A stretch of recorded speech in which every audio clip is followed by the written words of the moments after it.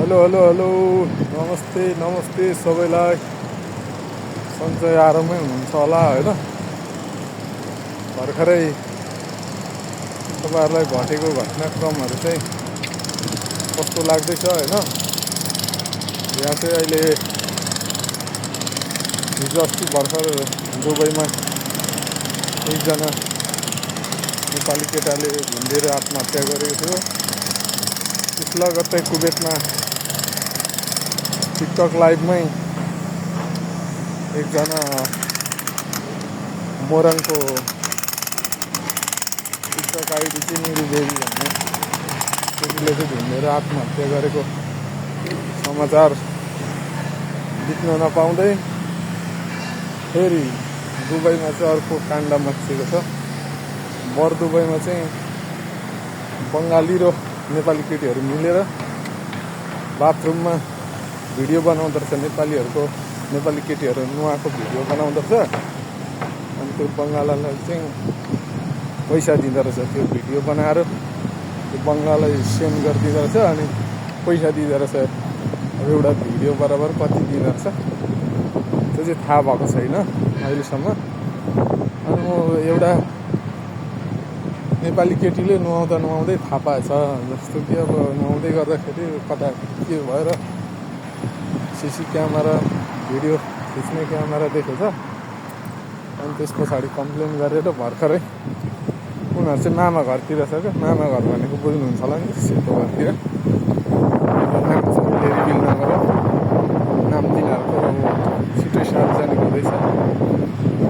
त्यस्तो पैसै कमाउनुको लागि हरेक तन्डा या ऊ गर्नु पर्दो रहेछ। विदेशमा चाहिँ चर्तीकलाहरू हेर्नुपर्छ, सुन्नुपर्छ होइन। हरेक तरिकाले मान्छेले पैसा कमाइरहेको सुनिन्थ्यो। अहिले नयाँ तरिका अपनाएको छ।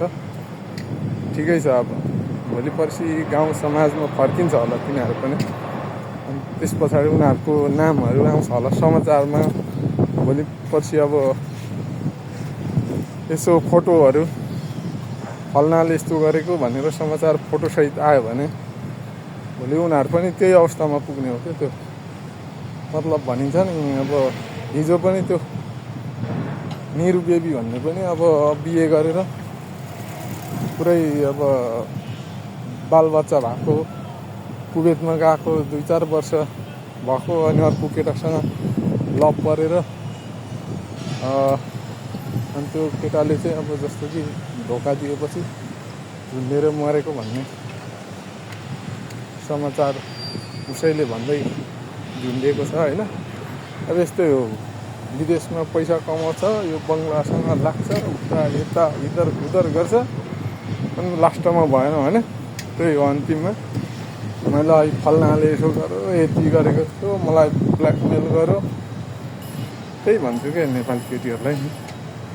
कतिपय राम्रै तरिकाले पैसा कमाइरहनु भएको छ उनीहरूको लागि होइन, जो नराम्रो तरिकाले पैसा कमाइरहनु भएको छ।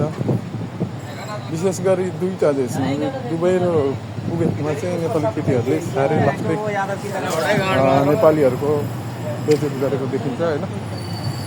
ठिकै छ, आफ्नो लेखान त पुरा गरेको होला। सबैलाई धन्यवाद दिनुपर्छ होइन। हामीले सकभर त्यस्तो काम नगरौँ। त्यस्तो काम गर्नेहरूलाई पनि रोक्नुपर्छ। रोकेर